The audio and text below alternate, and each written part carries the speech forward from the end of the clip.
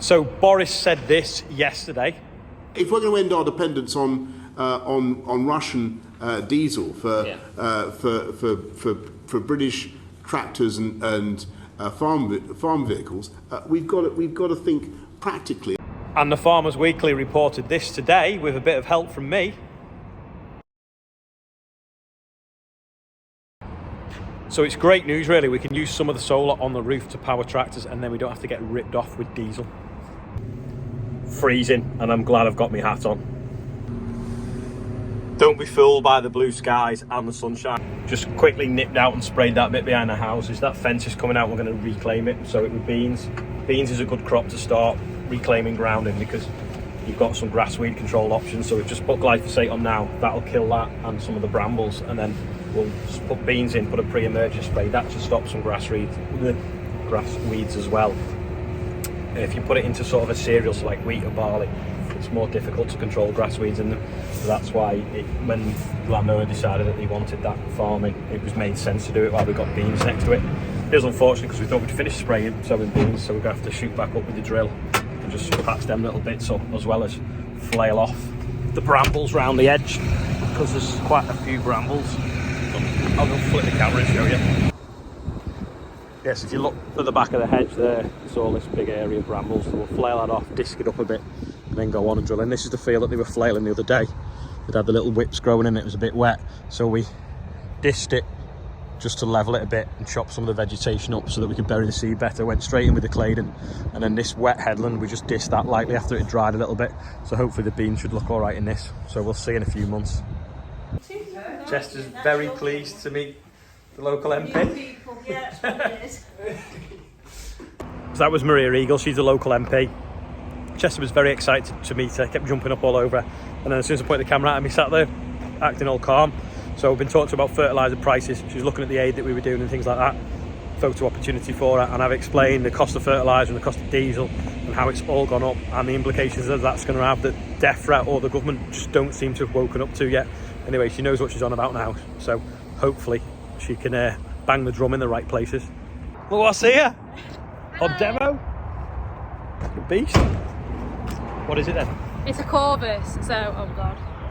It's made in Spain. They've got a Yanmar engine in them, so they're quite like a bulletproof engine. And it's diesel. And it's diesel. CVT gearbox. Looks like it's got tinted windows. Military spec. And yeah. Full sales pitch now. I didn't realise that you didn't need to do this. Yeah, it's sort of on the same concept as your Kawasaki Mule. So we'll see what it's like. There you go. Are you actually going to drive that off there? I must be getting old. I won't do that. Are you going to? Is that going to be all right?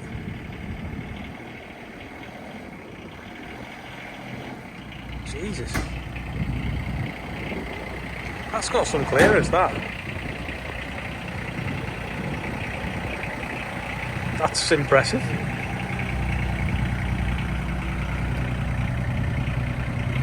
Wow. It's got leather seats. There's a tape deck. Just put on the weighbridge so that it weighs.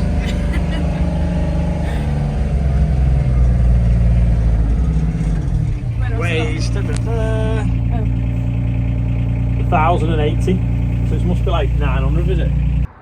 Have a quick look at this that's come on demo. Now, it is a diesel, and they have got an electric one coming out in the summer, which would suit me because we can charge it with the solar. But this is quite nifty. Got a lunchbox. It's a bottle of screen wash as well. Windscreen that opens with a wiper. It's not got a bench seat. It's got 2 seats, but they do go forwards and backwards. And it's got cup holders. No radio, but we can get over that. And it does about 40 mile an hour. But nowadays, everything's dead expensive.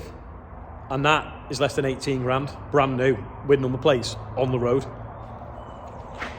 I think that's like really good value for money, considering, you know, like small cars are that much now, and it'll take half a ton in the back. So we'll have a proper play with it, baby, tomorrow. I did go across some spud drills before of it, and it went right over them, no problem. So Rob thought we were getting an MB track on demo. Not an MB track, a Unimog on demo. And then this turned up, which looks a little bit like a Unimog, so I think we should call it a mini-mog. And if they did it in that like lime green, it'd look even better. Beeping, I think it was because the handbrake's not on. Yep. A laser level, just checking some levels on the pond. 7710, looking well on the dump trailer. Nick's been moving a bit of soil around with it before. I've just been playing on this again. That light's gone out again on the back.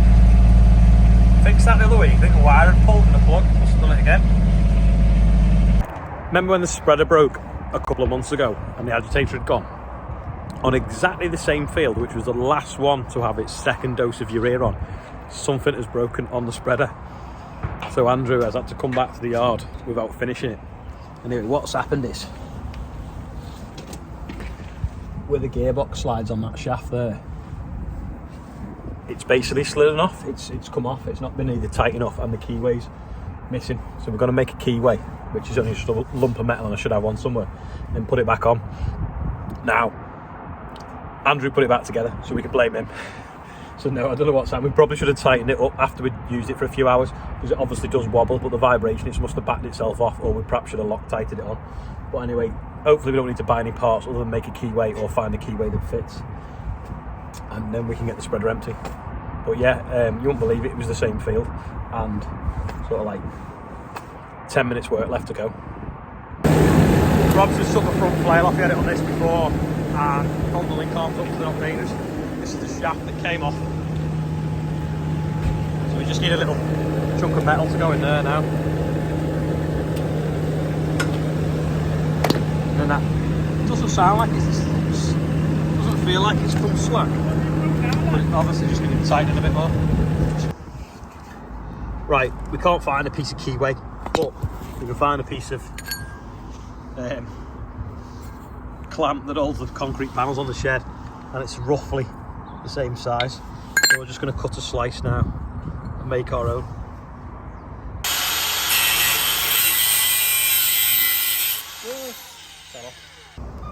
Right, that fits in really nice now, but I think I might just have to trim it down ever so slightly. Look at that now, like a glove. Get it? Where is it on that? It's there. It's that tight it stayed in. Oh, hold on, it's one of them keys. It's gonna have to sit in that one first. Oh. It's not, the key don't go all the way to the end of the shaft, does it? Sam, for us, you throw your knife here. The hell, Sam, is that legal?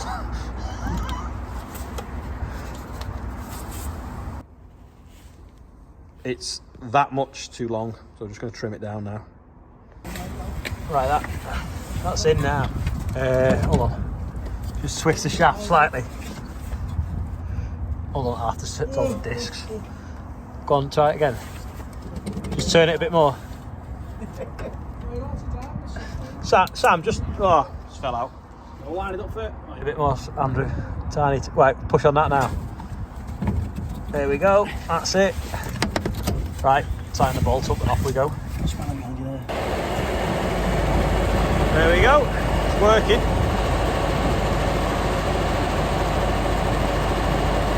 Well, you can see the big smile on Andrew's face, but he's chuffed because he's done all the wheat and all the barley in the last 2 days with fertiliser. But I'm not, because he's just put over 30 grams worth of fertiliser on it, and I've just got to hope now that it rains between now and August. Yeah, I don't really remember, but this bay, which is sort of like this long, was full of fertiliser a few weeks ago. Now there's just a few left in the back. This is a different kind. Some of that's calcifer, which is lime. Some of it's potash. So that's a different kind. We'll use that. But yeah, Andrew's like well chuffed how much he's done, and I'm just like devastated of how much I've just invested, because it's 3 times what we'd normally sort of invest at this time of year. So we've just got to hope that we get the right weather. If we get the right weather, we'll be fine, and the cost of wheat, because it's gone up, will compensate us, if you will. But the risk in the job is massive at the moment, especially with the cost of fuel as well. Everything we're doing now is costing probably 3 times as much to do, and it's just taking some juggling to do that. This is today's birthday bumper. Howard Jones, Toby Thorpe, Steve Beavey and Frank White, happy birthday. And if it's your birthday, happy birthday to you as well, even if you're not on the bumper. £240 it's raised so far. That's brilliant, and also they're getting shorter. Yesterday's quiz question was plastic hay caps, but not made yet, just the actual sheets for making them. So we're just storing some here for a few days for David to pick up. Today's quiz question is that you can either get in orange or green. What do you think? Orange or green? Looks kind of military spec at the moment, but in orange, would you look like a traffic cone? Don't know. What do you think? Of course, the electric Tesla tractor was an April Fool, but out of some of the things that come out of DEFRA, it seems quite sensible for them to come up with something like that, investing into future technology of powering tractors. But yeah, it was an April Fool. Lots of people fell for it. Some people knew what day it was, but yeah. So that was this year's April Fool. They rang today about that TV programme. It actually sounds quite interesting of what they're trying to do. It's a little bit like The Apprentice, where you do sort of challenges and come up with solutions if you were sort of Prime Minister or an MP or whatever. What you do, but it'd be in June, and it'd mean like quite a lot of time going backwards and forwards to London. So I'm undecided what to do. They're going to speak to me on Monday with a little bit more detail.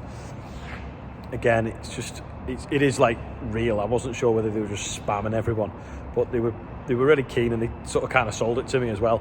But it's just time commitments and being away, and whether it adds up, because it's all very well saying, oh, well, we'll reimburse you for any loss of earnings, but how do you put a price on it when you've got so much going on and stuff to manage?